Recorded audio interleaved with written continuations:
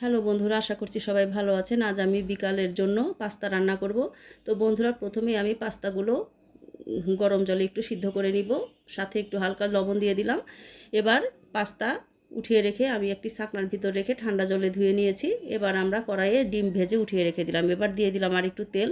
এবার আমরা দিয়ে দিয়েছি তেলে পেঁয়াজ কুচি আর কাঁচামরিচ কুচি। পেঁয়াজের পরিমাণটা একটু বেশি দিয়েছি। এবার দিয়ে দিলাম চিংড়ি মাছ। আমি বড় সাইজের চিংড়ি মাছ, 3টে চিংড়ি মাছ ছোটো ছোটো করে কেটে নিয়েছি। এবার দিয়ে দিলাম আলু, টমেটো আর গাজর।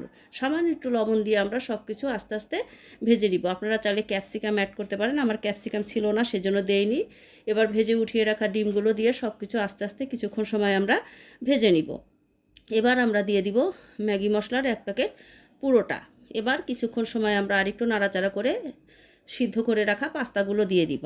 এবার পাস্তা সহ সব কিছু আমাদের ভালো করে ভেজে নিতে হবে। বন্ধুরা, অবশ্যই চুলার ফ্লেম একদম ছোট করে দিবেন, নইলে নিচে লেগে যাবে। এবার আমরা প্যাকেটের ভিতর রাখা মশলা দিয়ে দিলাম। মশলা দিয়ে এবার আমরা আর কিছুক্ষণ সময় ভেজে নিব। তো বন্ধুরা, এবার আমি দিয়ে দিব একটু গোলমরিচের গুঁড়ো, দিয়ে দিব 2 চামচের মতো সয়া সস আর একটু টেস্টিং সল্ট। এবার আমরা সব কিছু একসাথে ভালো করে মিশিয়ে নিব। তো বন্ধুরা, একদম ইজি রেসিপি। আমার রান্না কমপ্লিট। আজকের মতো এ পর্যন্তই।